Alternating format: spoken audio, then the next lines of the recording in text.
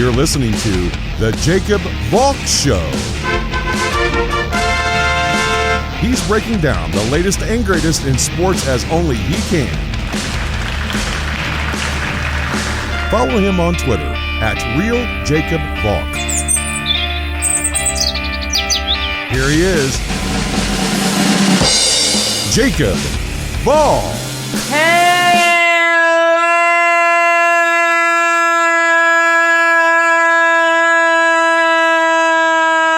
Hello, sports fans! Welcome to another edition of the Jacob Valk Show.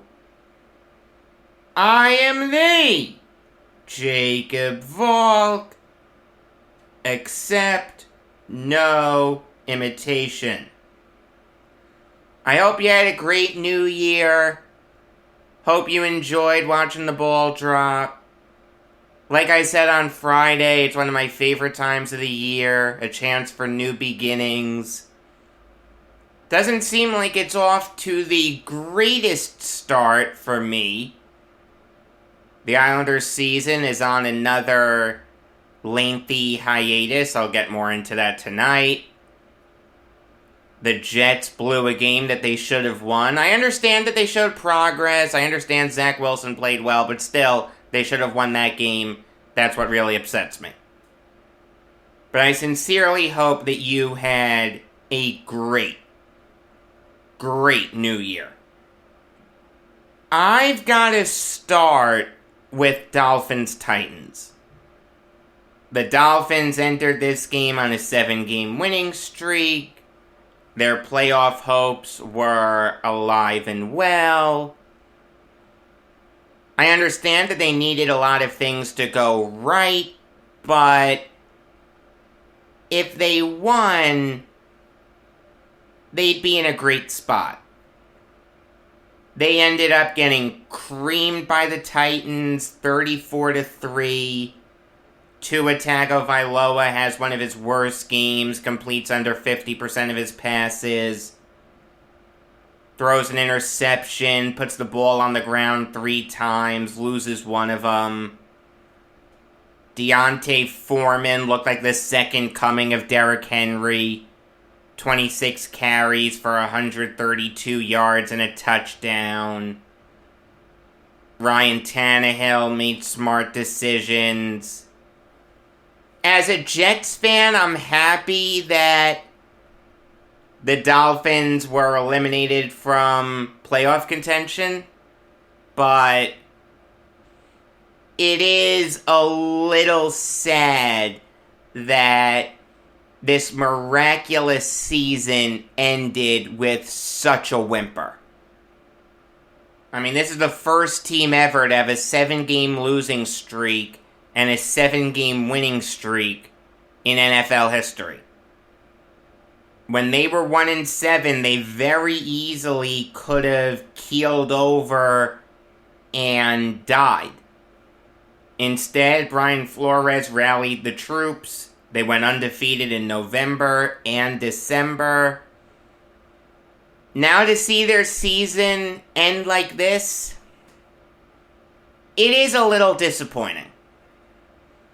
I mean, if you want to make the playoffs, don't start the season 1-7, but if you're going to go on a 7-game winning streak and get to over 500, you give your fans a lot of hope. I mean, to see it come crashing down like this is tough. Even as a Jets fan, even as someone who hates the Dolphins with a burning passion, it's tough to see this incredible season end with a 34-3 blowout. If it had to end, let it end a little better. You know, let it end with a close loss. Let it end with a hard-fought victory for the Titans. I understand that's anecdotal at the end of the day. A loss is a loss. but it would be an easier pill for Dolphins fans to swallow. As for the Titans, they are incredibly scary right now. The absence of Derrick Henry doesn't seem to be affecting them too much. I mean, they just won back-to-back games against two solid teams in the Niners and Dolphins. If the season ends today, they're the 1 seed in the AFC. For them to get that extra week off while they're waiting for Derrick Henry to come back from his broken foot would be a coup for them. Obviously, you've got to wonder how effective Henry will be playing with the broken foot. But there are some players who are so blasted talented that even if they're not at 100%, they'll ball out. And it's kind of funny, I used that expression, ball out, to my father the other day. He looked at me like I was nuts. He had never heard that expression before. That's a real expression, right? I didn't just make that up. I don't think I did. Anyway, if you're a Titans fan, you've got to be really optimistic right now. I understand that the Chiefs are probably still the team to beat in the AFC, but after seeing what they did against the Bengals, letting Jamar Chase go off like that, I'll get more into it a little bit, but I don't care if it's Jamar Chase, Jerry Rice, Terrell Owens, Randy Moss, or Braxton Berrios. You cannot allow an opposing wide receiver to have that type of a performance. I mean, the Chiefs' defense leaves a lot to be desired. Just from an eye test perspective, it does. The Titans have a great defense. Their offense is just going to get better when Derrick Henry comes back. Let me ask you something. Titans-Chiefs in the playoffs. And the only way it could happen right now is in the AFC title game. That game would be in Nashville. Are you 100% behind the Chiefs? I feel like I would pick the Chiefs, but the Titans would have a real chance. I mean, you gotta remember, a couple years ago, the Titans nearly beat the Chiefs in the playoffs.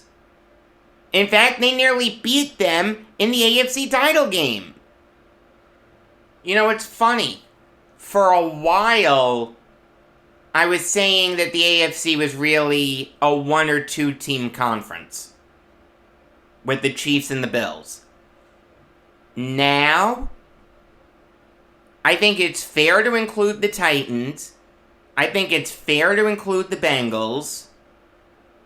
Maybe they're on the outer periphery, but they're still there. And even the Patriots, I think you have to put in that outer periphery. This is shaping up to be a very interesting playoffs. I'll say that. You look at the 14 teams that are currently in it. There are good storylines for basically all those teams. The Titans have Derrick Henry coming back. This is probably the worst Chiefs team of the Patrick Mahomes era, so it'll be interesting to see how far he can take them. The first playoff appearance of Joe Burrow. The Bills were expected to be a higher seed. How will they deal with being the 4 seed? The Patriots in the playoffs for the first time post-Brady. Carson Wentz having a bounce-back season for the Colts. The first playoff appearance for the Chargers in the Justin Herbert era. Maybe Aaron Rodgers' last playoff appearance as a Packer. The Rams seem to be gelling at the right time. The Buccaneers are the defending champs. Can they repeat? Can Dak Prescott continue his comeback player of the year season? How far can the Cardinals get in the playoffs? Jimmy Garoppolo's last playoff appearance as a Niner, possibly. And the Eagles being the biggest surprise in the NFL. I don't think anyone expected them to be a playoff team. A lot of good storylines. I feel like I'm getting more into these playoffs.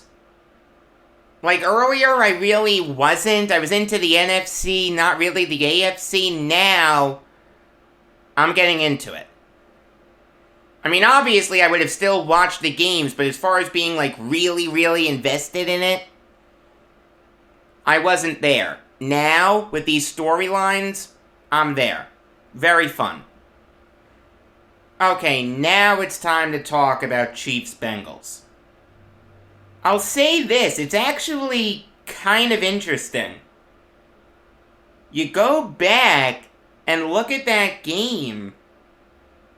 As great as Chase was, the Bengals actually trailed for most of the game. For the first 48 minutes, they didn't have the lead.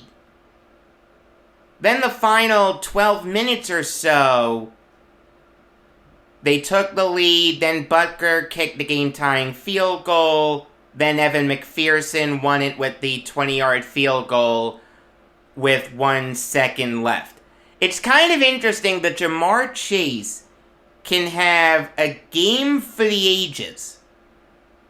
One of the greatest single-game performances in NFL history for a wide receiver.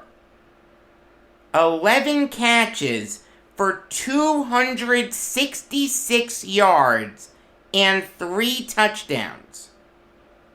The 15th most receiving yards in a game in NFL history. But the Bengals need a last-second field goal to win that game. That just speaks to the power of Mahomes. Like, yeah, the Bengals were winning with style points, but on the scoreboard, which is all that matters, the Chiefs had the lead. Like, I'll let Jamar Chase get the headlines, but if I'm Mahomes, all I care about is winning the game. Like, what this game showed you is that the Bengals are a really good team with some exciting players. Joe Burrow's incredibly exciting. Probably a top 10 quarterback in the NFL right now. Jamar Chase is easily one of the best wide receivers in the NFL right now. I think he's a shoo-in for Offensive Rookie of the Year. But at the end of the day, the Bengals aren't ready yet to be a real Super Bowl threat. You look at the playoff picture, they'd go up against the Colts in the first round. They would beat the Colts. As great as Jonathan Taylor is, the Bengals would beat the Colts in a playoff game. Then they'd go up against the Chiefs in the divisional round. The Bengals needed a Herculean effort from Chase and a last-second field goal to beat the Chiefs yesterday? What makes you think that with the lights on bright, the Chiefs are going to lose another game to the Bengals in Arrowhead? I think the Bengals would make the Chiefs work. I don't think it would be a blowout. I like the Bengals. I like this team. Very easy team to get behind. But at the end of the day, I just don't think they're ready for prime time. This was a great win. Incredible effort by Chase. It's a performance that he can tell his children about and his children's children about. I mean, I'll say this. When the Bengals took Jamar Chase, 5th overall in this past NFL draft, there was a big split among pundits. Should the Bengals have taken Chase, someone who Joe Burrow knew from his days at LSU, or should they take the big offensive tackle Penn Sewell out of Oregon to help protect our quarterback who missed a big chunk of time his rookie season because of an injury? I don't think either side was wrong. I personally landed in the Chase camp because of the LSU connection, because I thought wide receiver was a bigger need. But now, I don't think there's any question about it. The Bengals made the right pick. Yes, Penn Sewell has had an incredible season for the Lions. He started at left tackle and at right tackle, has a 77.3 overall grade according to Pro Football Focus, has played every snap, but I think it's pretty obvious that the Bengals made the right decision in taking Chase. And the Bengals are a threat to make some noise in the playoffs. I think they'll win their wild card game. I don't care who they're going up against. And I think they will give their divisional round opponent a big run for their money. Not saying they'll win it, I'm just saying it'll be a very, very competitive game. Moving on now to Cardinals Cowboys. A very, very exciting game. Very controversial game. A lot of big moments. A lot of things to unpack here. This was by far and away the game of the week. I mean, give the Cardinals credit for righting the ship. They had lost 3 straight.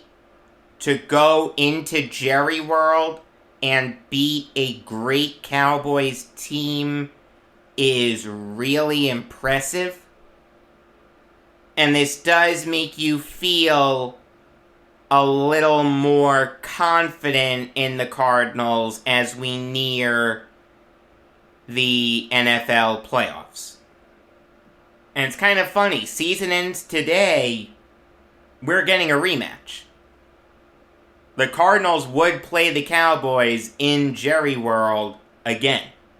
It's kind of funny how things like that work out. I'll say this, I think it's a safe bet to say that we won't get as good a catch in that game as we got in yesterday's game from Jonathan Ward. It was 4th and 2 at the Cardinals 36. 10.5 minutes left in the second quarter. The Cardinals dial up a fake punt. Chris Banjo gets the snap, rolls right, and lobs a ball to Jonathan Ward. Jonathan Ward, to put it into perspective, is a running back who has only touched the ball 11 times this year. And that's counting this incredible catch. I mean, you never know when your number is going to be called, right? I mean, I'll say this. Ward is buried on the running back depth chart. Let him play wide receiver. Maybe he'll get more reps. I mean, if he can make a catch like that, let him play wide receiver. Ward ended up pinning the ball on Nashawn Wright's helmet with one hand and was somehow able to control the ball despite being interfered with. Like, Wright was called for pass interference. Somehow, someway, he's able to make that catch. We're only 3 days into 2022. We just had the catch of the year. Okay, I don't know what can possibly beat that. From there, it only got worse for the Cowboys. In the fourth quarter, the Cardinals were up 25-22. We've got 2 minutes and 40 seconds left on the clock. Basically, the Cowboys need a miracle if they're going to come back and win this game. Seemingly, they got it. It looked like DeMarcus Lawrence had forced a Chase Edmonds fumble. He had punched the ball out. And you look at the replays, they all seem to show that the ball was coming out right before Edmonds' knee hit the ground. The officials initially ruled that Edmonds was down. So, okay, in a big moment like this, you throw the challenge flag if you're Mike McCarthy, right? Risk the timeout. This is a great opportunity for you to get the ball back. Throw the challenge flag. I mean, granted, it's a bang-bang play, but still, it looks like the ball is out. I'm not blaming the officials, though, because like I said, that's a bang-bang play.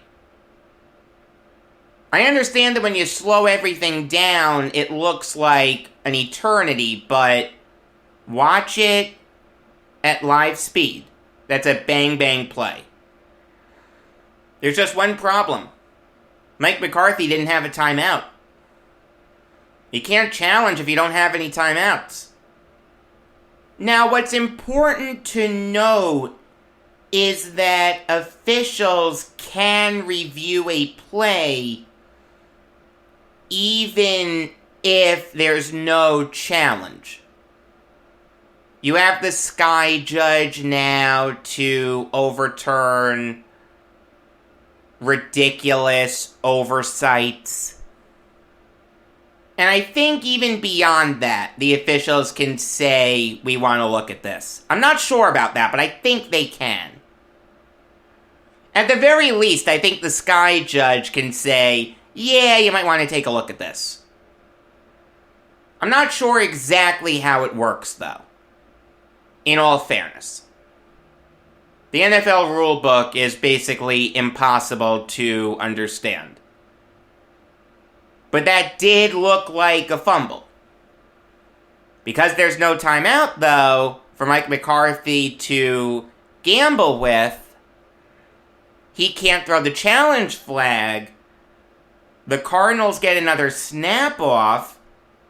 Kyler Murray gets a first down. And then the Cardinals take 3 knees to win the game. Cowboys fans were screaming bloody murder. They were upset at the officials for getting the call wrong. And they were upset at Mike McCarthy for mismanaging his timeouts. The officials, again, that's a bang-bang play.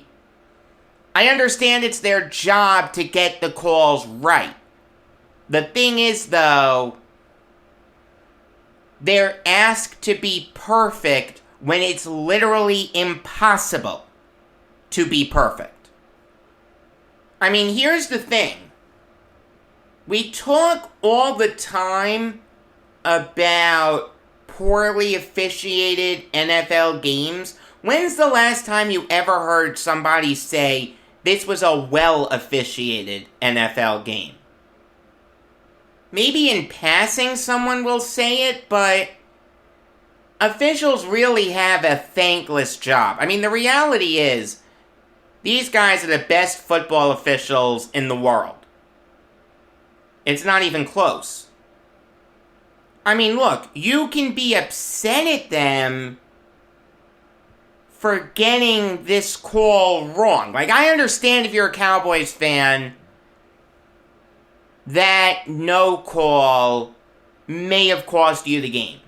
Prescott still needs to drive down the length of the field with no timeout, but we just saw Tom Brady do it. Now, granted, Brady's better than Prescott, but it's not impossible. At the very least, the Cowboys had a real chance to tie or win the game if it's rightfully decreed that Edmonds fumbled. The officials did miss it. Okay, fair. Very fair to get upset at that. But realize something. It's a bang-bang play. It's not like they're out to get you. I mean, come on. That's absurd. You can be upset, that's fine.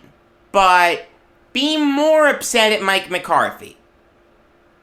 Like, just realize that, yes, be upset at the officials for getting the call wrong. That's okay. But be more upset at Mike McCarthy for mismanaging his timeouts. I mean, if McCarthy properly uses his timeouts, he can throw the challenge flag, and odds are the call gets overturned. Like, that's what the challenge system is there for. It's to correct inevitable mistakes by officials. Now, in all fairness, 2 of McCarthy's timeouts were correctly used. They were used to stop the clock with under 3 minutes left in the fourth quarter. That's fair. The third timeout, the first timeout that he used, was taken after Kyler Murray threw an incomplete pass on 3rd and 5 at the Cowboys' 8. Why on earth are you calling a timeout there? Did you think that the Cardinals were going to go for it? Were you caught off guard? Were you going to have too many men on the field? Like, what was that timeout about? That's what you should be upset about. That timeout shouldn't have been called. So if that timeout doesn't get called, McCarthy still has a timeout at his disposal to challenge the Edmonds fumble. Get upset at that. Don't get upset at the officials. I mean, you want to say, yeah, they should have gotten the call right? Okay, fair enough. I have no problem with that. But don't scream bloody murder over it. Scream bloody murder at McCarthy. At the end of the day, his one job is game management. He doesn't call plays. If he can't manage a game properly, what is he doing? I don't want to come off like I'm killing McCarthy. At the end of the day, the Cowboys are 11-5. They won the NFC East. They were doing something right. But this was a terrible game for McCarthy. And to make matters worse, Michael Gallup is now out for the year with an ACL injury. The thing is, though, that's not going to kill the Cowboys. They still have CeeDee Lamb, they still have Dalton Schultz, they still have Amari Cooper, they still have Cedric Wilson Jr., they still have Zeke, they still have Tony Pollard. Prescott has stayed healthy. Like I said, he's comeback player of the year. While it's obviously a tough injury, because Michael Gallup is really talented, it's not the end of the world. It's not ideal, but it's not Armageddon for the Cowboys. I'll say this, though, with that injury fresh in McCarthy's mind, it'll be interesting if he rests his guys.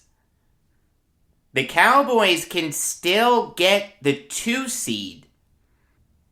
If the Cowboys win next week, and the Rams and Buccaneers lose, and the Cardinals lose, the Cowboys will be the 2 seed.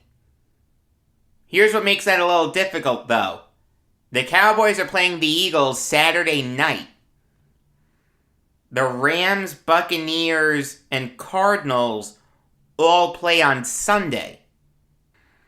So if you're McCarthy, you kinda have to play your guys in this game.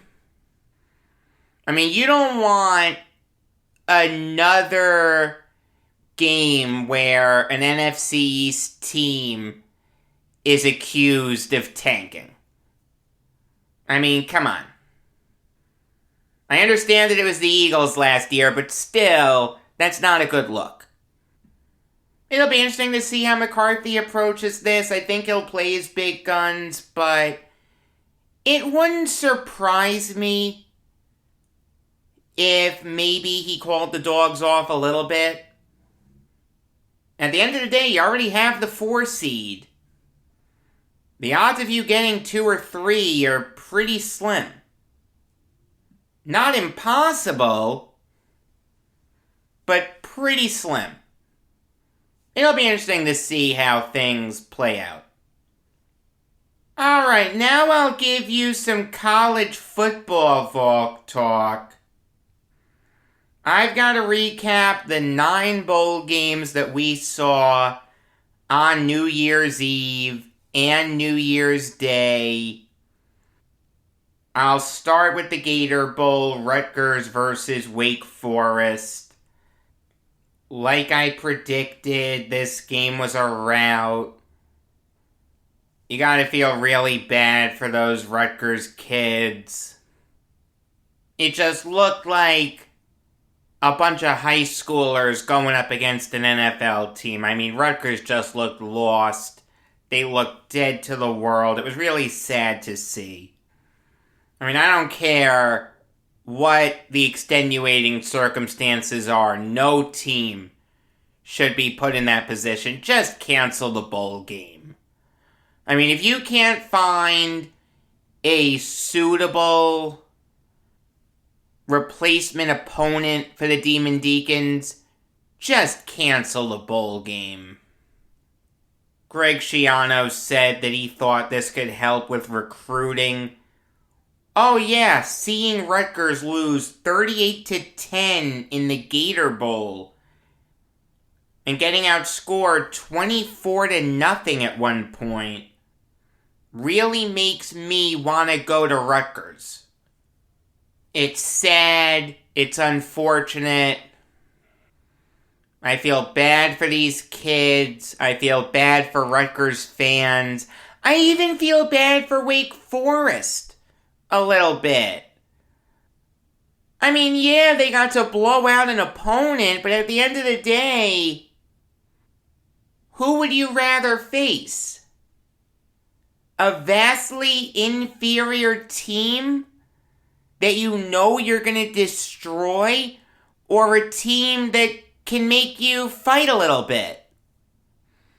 Maybe the players want to see an inferior team, but the fans don't.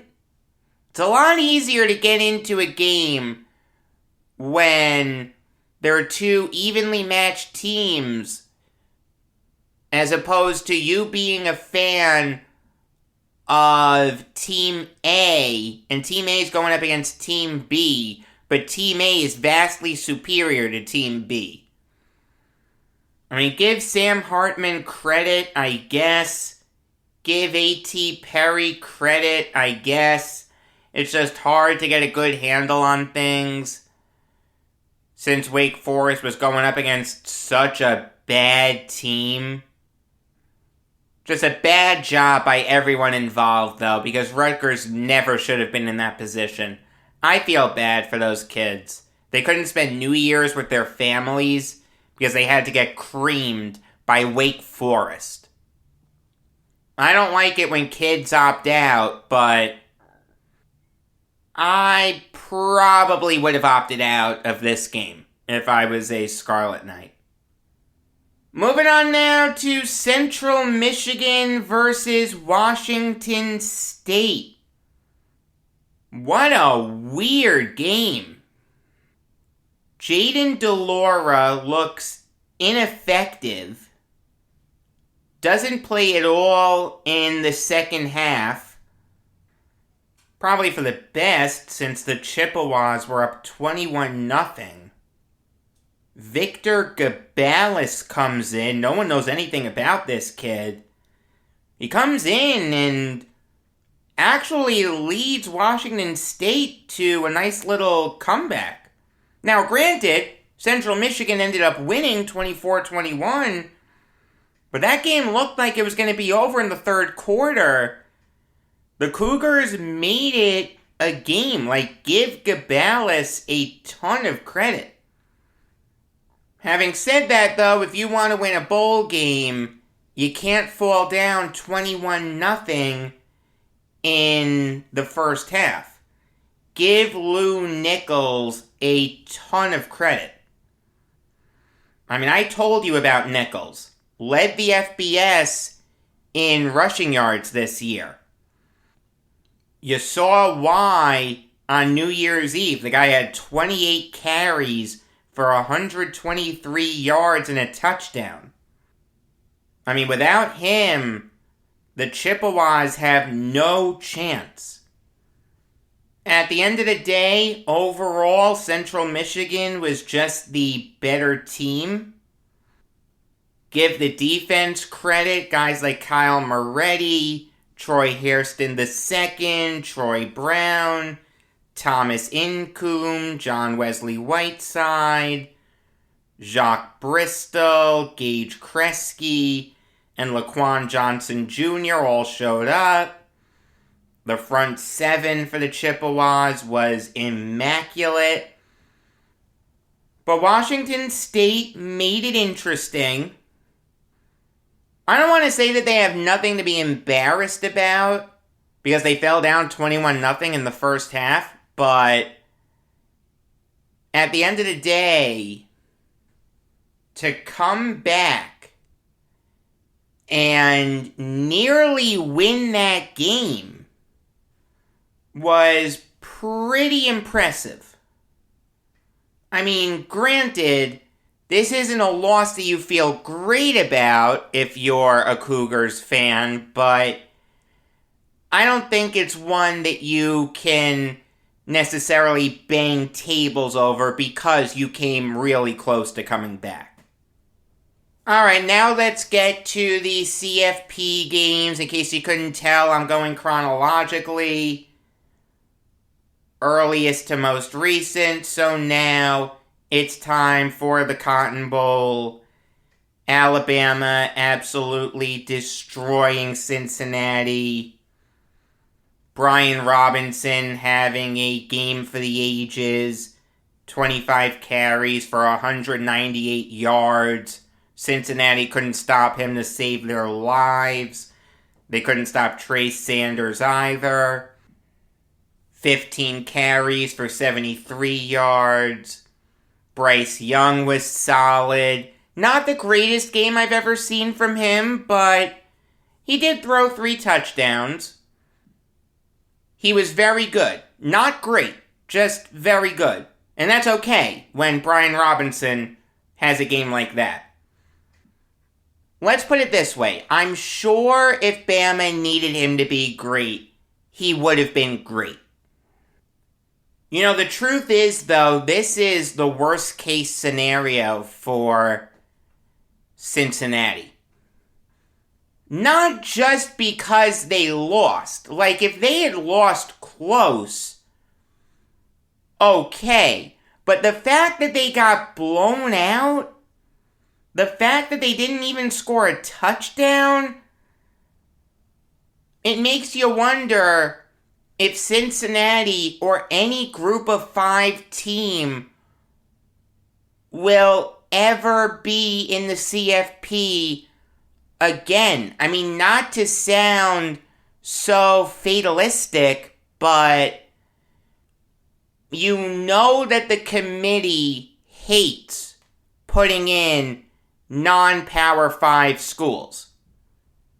The CFP has been around since 2014. This is the first time that a non-Power 5 school has gotten in. I mean, the issue has always been quality of the wins. Yeah, you're beating the podunk schools, but what are you going to do against the great teams? Well, the argument has always been, give us a chance, we'll show you what we can do. Now that a non-Power 5 school had a chance, granted, against a great Bama team, but certainly not the greatest Bama team I've ever seen. Just to be clear, they didn't clinch their playoff berth until the last week of the season.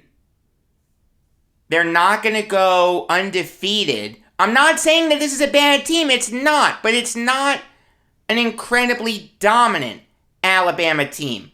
For Cincinnati to get manhandled like that, to only manage 2 field goals, to let Brian Robinson run roughshod over them, that doesn't work for me.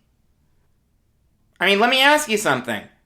Do you think the committee regrets not putting in Notre Dame?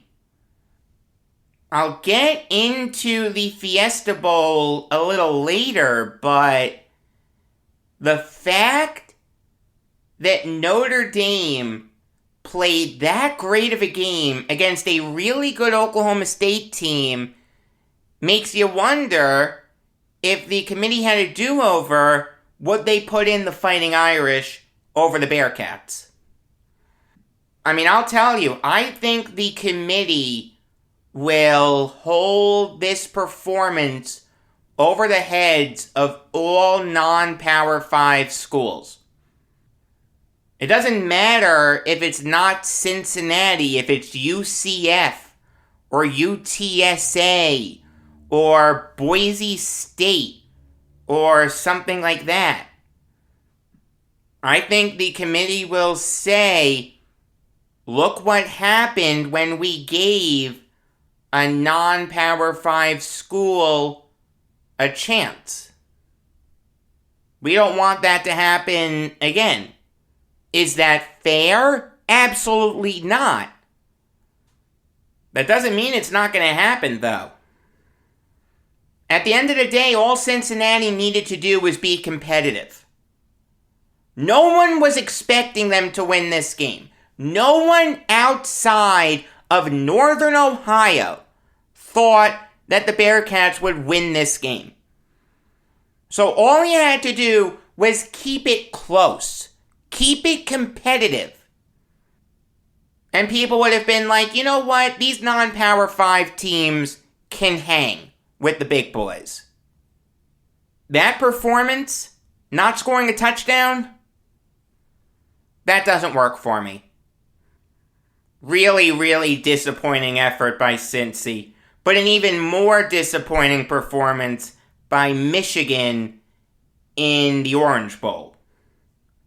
Cade McNamara gets benched for J.J. McCarthy. He doesn't look much better. Hassan Haskins gets stifled. Michigan's defense looks inept. Stetson Bennett looks incredible.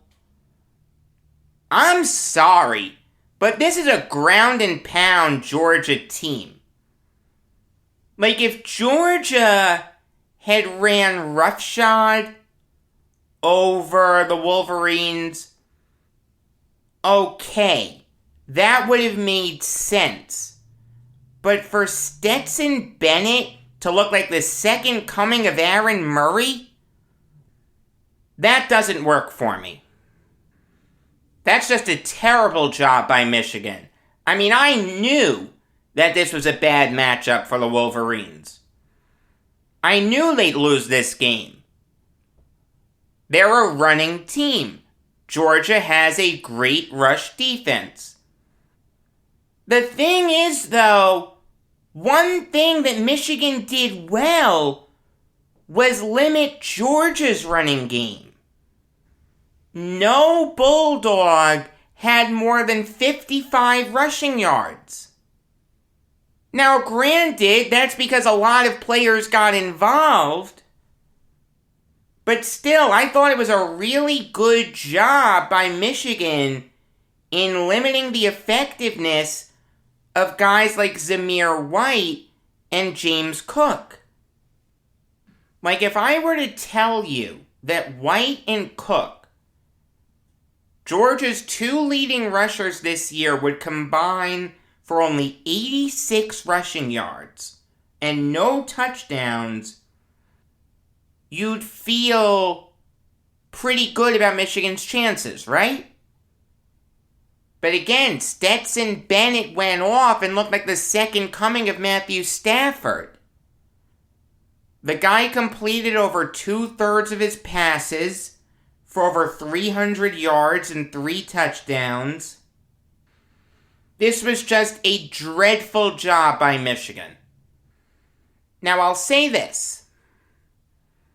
I really wanted one of Cincy and Michigan to win because I didn't want to see a rematch in the CFP title game.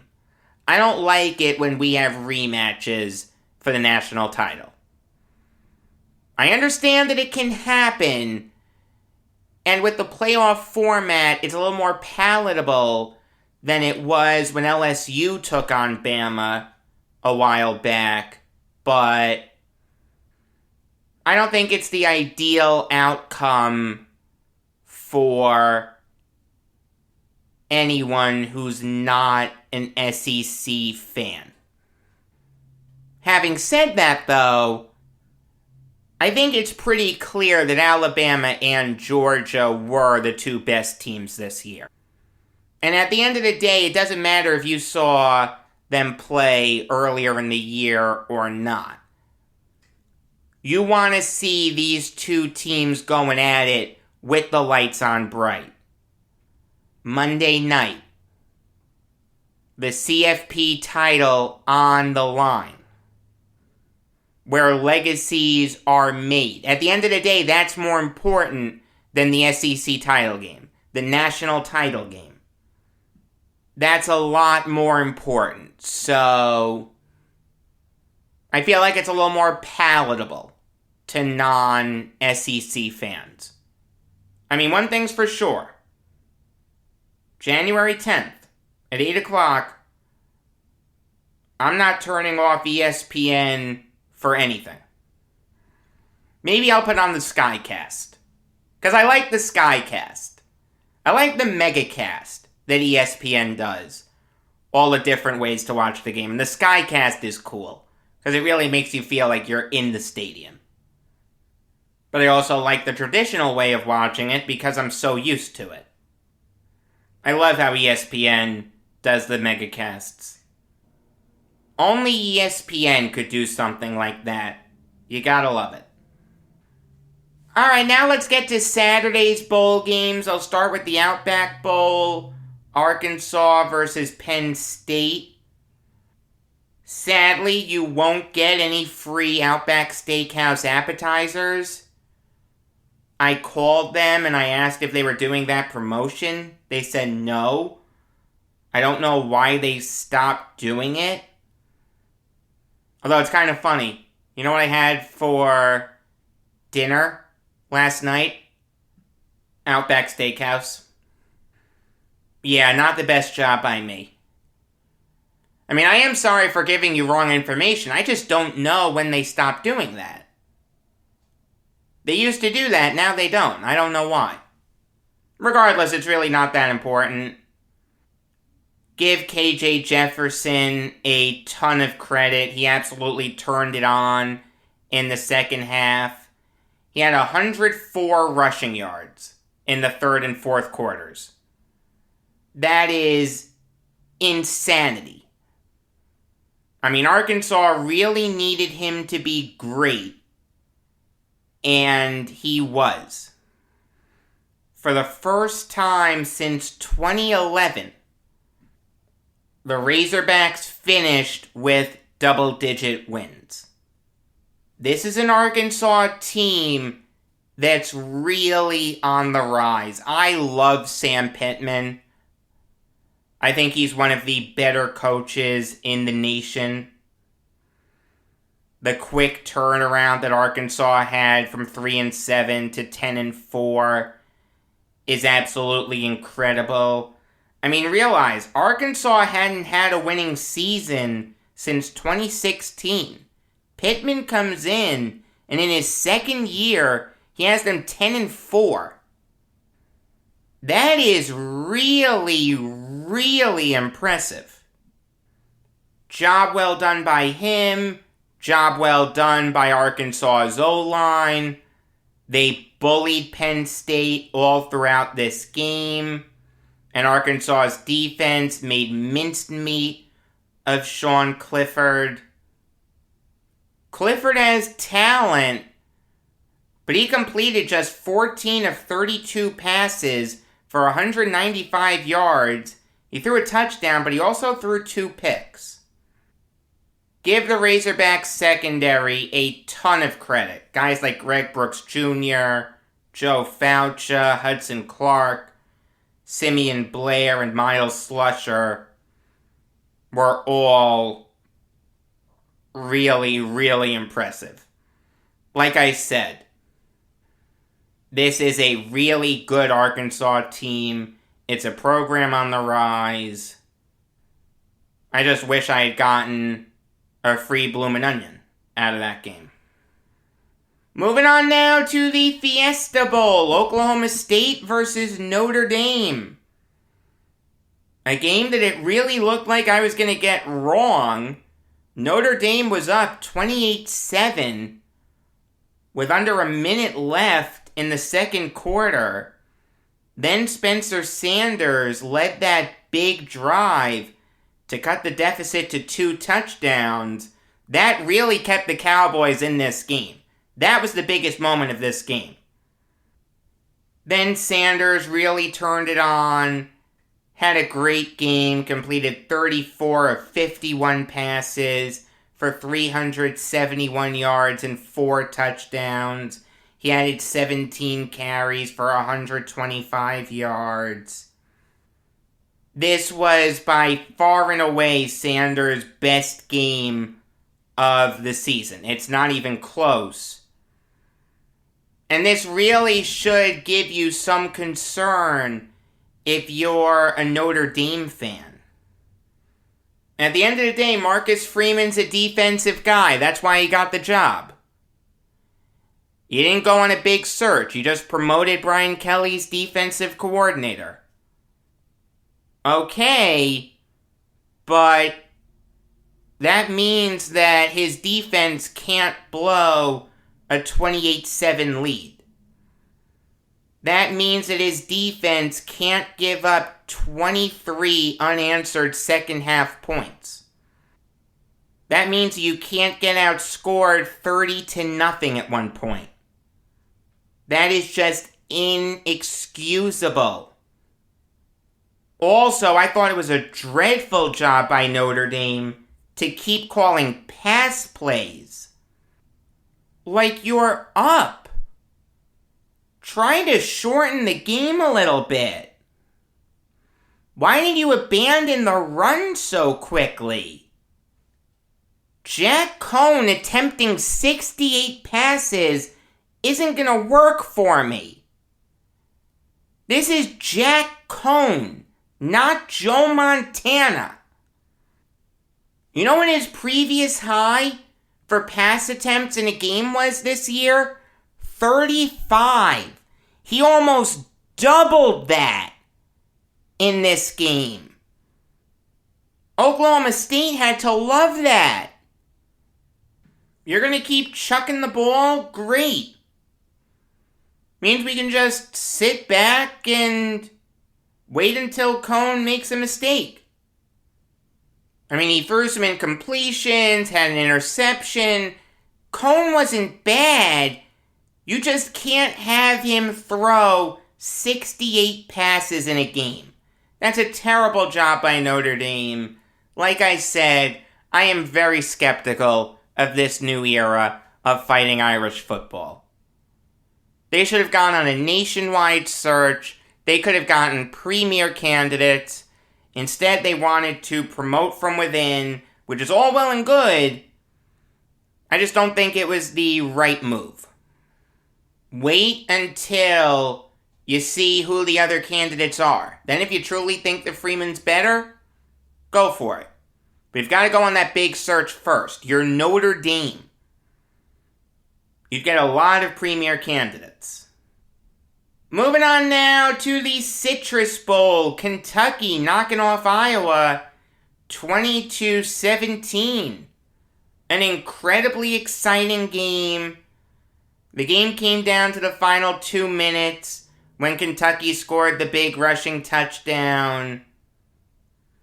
I mean, both teams played really well in this game. This was one of those games where you didn't want to see either team lose. Neither quarterback was great, but both running games were really good. For the Wildcats, Chris Rodriguez had 20 carries for 107 yards, and he scored the eventual game-winning touchdown. For the Hawkeyes, Gavin Williams had 16 carries for 98 yards. If you're looking for the seminal reason for the Hawkeyes' loss, it's probably Spencer Petras. He threw 3 interceptions. One in the second quarter directly resulted in Kentucky getting a field goal. And obviously the one at the end of the game that was picked off by DeAndre Square. But at the end of the day, Iowa played well enough to win. Kentucky was just a little better. Their defense was incredible. I didn't think any Wildcat had a bad game defensively. For the Hawkeyes, defensively, Jamari Harris was really the only guy who stepped up. No one really wowed me for the Hawkeyes. That's the thing. Like, even Gavin Williams didn't wow me.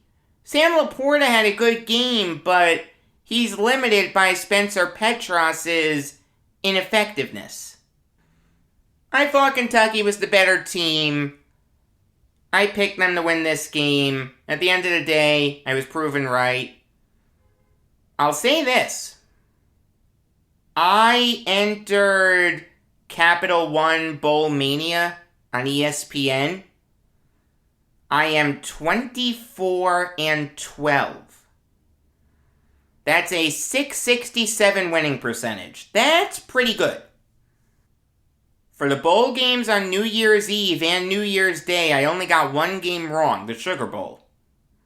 But I don't feel bad about getting that wrong because Matt Corral got hurt. And I'll get into that in a minute.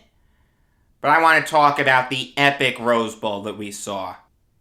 Make no mistake about it. This was the second best Rose Bowl of all time. The best one is 2006. Texas versus USC. You've got the epic win streak on the line. The controversial decision to go for it on 4th and 2 and not have Reggie Bush on the field for it. Vince Young leads the big comeback. A ton of iconic moments. That's the best Rose Bowl ever. But this is, I don't want to say a close second, but there's no shame in being second. Like, if it wasn't for that game, it would be first by a comfortable margin. You've got both teams scoring like there's no tomorrow. The final score was 48-45. There were 42 points scored in the second quarter alone. From the 10-minute mark to the 6-minute mark of the second quarter, there were 5 touchdowns. You had the sense that this game would come down to whoever had the ball last. Unfortunately for OSU, it had the ball last. Noah Ruggles probably clinched his spot in the pros with that pressure-packed field goal. I understand that it was only from 19 yards out, but the mark of a great kicker is your ability to hit field goals in big spots. I don't care if you hit a 60-yarder when you're down by 30. Can you win me a game late? Noah Ruggles just proved that he can. And not for nothing. But this guy attempted 95 kicks this year. You know how many kicks he hit? 94. That is insane. I don't care if 74 of them were extra points. To hit 94 of 95 field goals is nothing short of insane. Also, the one missed field goal came when the Buckeyes were up 49-0 in the third quarter over MSU. I'm not going to hold that against him. Noah Ruggles is by far and away the best kicker in this draft. But I've spent too much time talking about Ruggles. I got to talk about C.J. Stroud and Jackson Smith and Jigba. They both had games for the ages. Stroud completed 37 of 46 passes for 573 yards and 6 touchdowns. Smith and Jigba had 15 catches for 347 yards and 3 touchdowns. That is the most receiving yards in FBS bowl game history. He has the most receiving yards in a season in OSU history now. He finished with 1606. I mean, here's the thing. This guy's a sophomore. Like, he's only getting better. Him and Stroud growing together? You've got to feel pretty confident in OSU next year. Like, mobile sports betting is going to be legal in New York soon. I could see myself placing a bet on OSU to win next year. I could see myself doing that very easily. As for Utah, they have nothing to be ashamed of here. To put up 45 points against this really good Buckeyes defense is really, really impressive. They were in this right until the bitter end. I understand that that's not a great consolation prize. But still, I don't think too many people expected Utah to have this game be as close as it really was. Job well done by Utah. Job well done by Cameron Rising. Job well done by Britton Covey, who was probably the best Utah player on the field on New Year's Day. Utah has nothing to be ashamed of here. Alright, now it's time to get into the Sugar Bowl. There's only one story to talk about. Matt Corral getting hurt midway through the game, ending up on crutches, and watching as Luke Altmaier failed to beat the Bears. Baylor won 21-7. I'll say this, though, it's not all on Altmaier. Ole Miss's rush defense was absolutely terrible. I know that Abram Smith is really good, but you can't allow anyone to run for 177 yards. That's not going to work for me. Now, people are using this as Exhibit A for why we shouldn't begrudge players for opting out of bowl games. With a little over 2 minutes left in the first quarter, Corral ended up being sacked. He went one way, his leg went the other way. It was a serious injury, there's no question about that. I mean, he ended up being carted off the field, according to Chris Lowe of ESPN.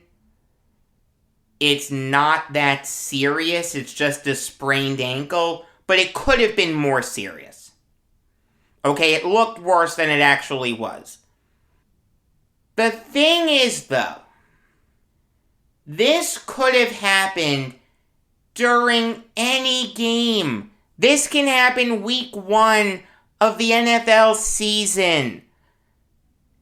Okay, I'm tired of it. I'm tired of people defending players for opting out of games that their team worked all year to get to. This is the freaking Sugar Bowl. You're playing on New Year's Day. You got the entire college football world watching you. You have people really interested in what you can do going up against a great Baylor defense. But no, I'm going to opt out? Have fun playing without me? That doesn't work for me. The reality is, Kirk Herbstreit's sentiment wasn't wrong.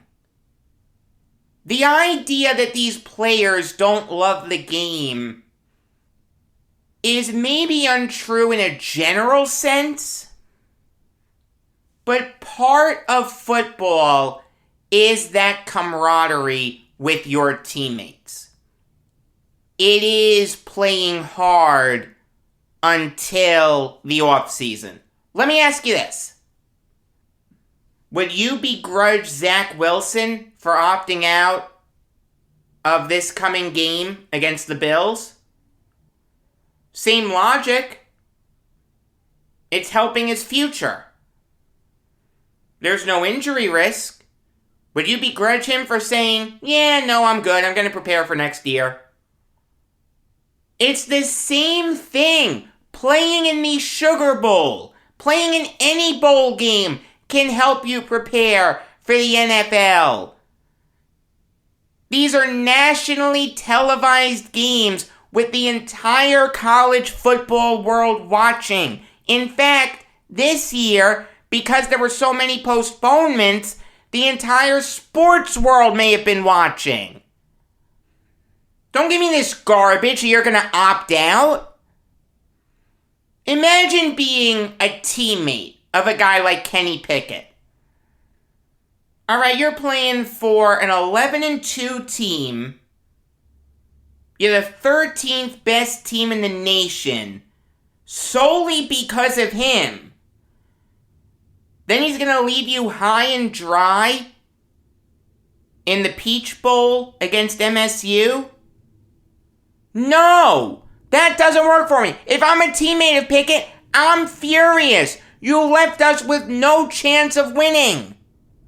It's no different than what Antonio Brown did yesterday. There is no difference between players opting out of bowl games and what Antonio Brown did yesterday. What they both did was quit on their team. What they both did was bail on their team when they really needed them. Did it affect the Buccaneers in the grand scheme of things? No, but it almost did. You can't quit on your team at the end of the season. That doesn't work. Come on, people. You want to tell me that they need to put themselves first? Fine, advocate selfishness. See if I care. But come on. If you're a fan of a team like Pittsburgh, you know you have no chance in that game without Pickett. If you're a fan of Ole Miss, if Corral had opted out, you knew your team had no chance in that game. There are times when you need to be selfish on your own behalf. Like, I understand if you've been on a team for years, and that team has failed to put a contender around you, if you want out, fine. I get that. But to leave your team before a bowl game, what you work all year to get to, is terrible. Corral did the right thing by playing. I'm glad that the injury won't affect his draft stock. There's no question that playing does risk it. But you know what? Playing in any game can risk your draft stock. Playing in the ACC title game affected Kenny Pickett's draft stock. He was insane. I'll say this, it's kind of weird. The top two quarterbacks in this draft, Pickett and Corral, really didn't play in their bowl games. Pickett opted out, and Corral got hurt in the first quarter. I look at what players do in their bowl games a lot when evaluating players. I can't do that here for the two best quarterbacks in this draft. Very tough. Very, very, very tough. I mean, Corral's still going to be a first rounder. Even if it had been a little more serious, if he had been ready by training camp, or even preseason, people would have been okay with it. To advocate selfishness among college athletes, to teach them that that's okay, is terrible. I hate it. I disagree with Kirk Herbstreit saying that all these players don't love football. And people are saying that, well, of course Herbstreit's going to say something like that because he works for ESPN and ESPN televises all the bowl games. Well, yeah, think about it if you're a college football fan. You want to watch a game between Kenny Pickett and Kenneth Walker. You can't do that because they both opted out. You have a right to be upset about that as a college football fan. I will never stop hating players opting out of bowl games. And if I was Mark Emmert, I'd put a stop to it immediately. Make it so you can only opt out of a bowl game if you have a true injury. There were a couple deaths in the sports world, but I'm going to save that until tomorrow. This show went a lot longer than I thought it would. It's okay. It'll still be okay to talk about Sam Jones and Dan Reeves tomorrow. It's never a bad time to talk about those guys. I'll go Pro Football Hall of Faming also. I'll talk to you about the Texas Bowl. It's going to be a really fun show tomorrow. New York Islanders show tonight. Until next time, I am Jacob Valk saying, shout out to you, Betty White.